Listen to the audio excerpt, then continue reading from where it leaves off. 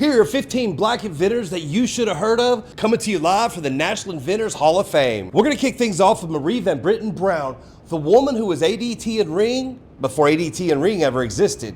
In the 1960s, as a nurse in New York, she was fascinated with electronic products, and her husband happened to work in the electronics industry, so she got her hands on some closed-circuit television cameras. And what she did was create a home security system, complete with that closed-circuit camera, remote door locks, panic buttons to the fire and police department. She could remotely lock and unlock her door, and she received a patent for this. George Washington Murray was born into slavery in 1853 in South Carolina, and he actually served in Congress. He was the only African American in the 53rd and 54th Congress.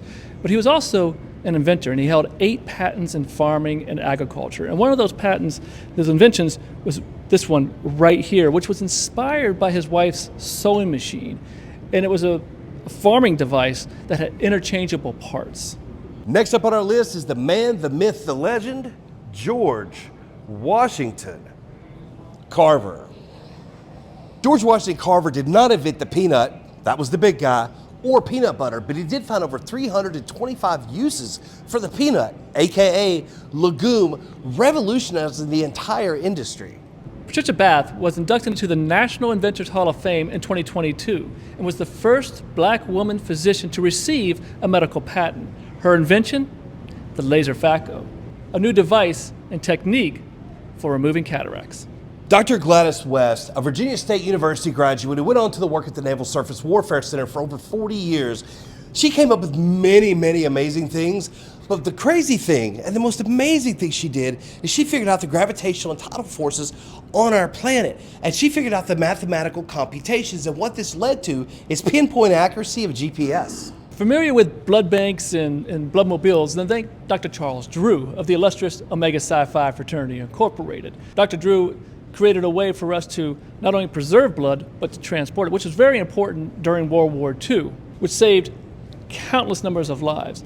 Unfortunately, African Americans at that time were not allowed to actually donate blood, but that was reversed in 1942 when the Red Cross allowed it, except that blood was still segregated. Dr. Charles Drew then resigned in protest.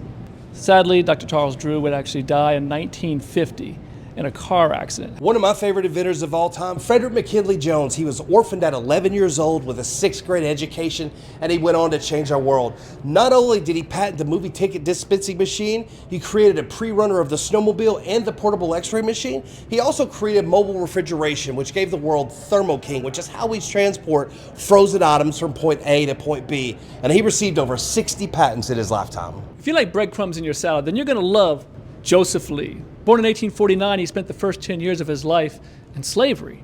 He then went on to be a blacksmith in the Civil War and then served as a steward in the U.S. Coast Survey. Now, as a steward, he was a cook and a baker.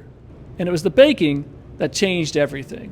A self-taught entrepreneur, Lee created a device that was a kneading device that helped streamline the baking process and create more uniform bread.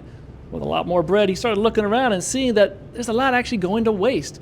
And so even though it may be a day old or a little stale, he's like, you know what, there's something that can be done about this. And so he created the breadcrumber. James West holds over 250 national and international patents. He's most famously known for the electric microphone, and over 90% of microphones in use today are based upon his technology. One of the best-selling toys of all time and a water gun that changed the world, the Super Soaker, was actually invented by a nuclear engineer and a graduate of Tuskegee University, Lonnie Johnson. Now let's talk about Ned. We don't actually know his last name because Ned was an enslaved black American man, and he came up with the idea of the double cotton scraper. But the man who enslaved him, Oscar Stewart, tried to patent that idea, but because he couldn't prove that he came up with it, he couldn't receive the patent. And because Ned was an enslaved man, he couldn't prove citizenship, America. Thomas Jennings was the first African American to receive a patent in the United States for dry scouring, which is today what we call dry cleaning. In 1820, he applied for the patent and had to take an oath to swear that he was actually a citizen of the United States. Now, he was a freeman, so he was a citizen. Upon his death, Frederick Douglass wrote that the patent recognized his citizenship, I told you about Ned, but let me tell you about Madam C.J. Walker, one of the first American women to be a self-made millionaire. She built a hair product company that became an international conglomerate. And she was so successful because she invested back in her business and the communities that supported her. And she actually went to President Woodrow Wilson in 1917 to demand that we make lynching a crime. If you like working from home, then thank Marion Croak, the inventor of the voice over the internet protocol. She's the one who kept us all connected during COVID. Walt Disney's most prolific inventor is Laney Smoot.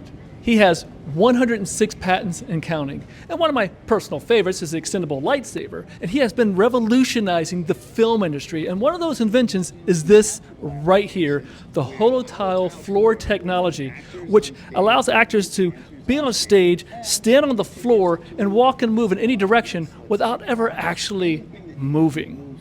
This concludes our tour at the National Inventors Hall of Fame here in Alexandria, Virginia. Well, this is like a living, breathing database of some of the most brilliant and American genius in our country's history. So, what are we going to talk about next? Next.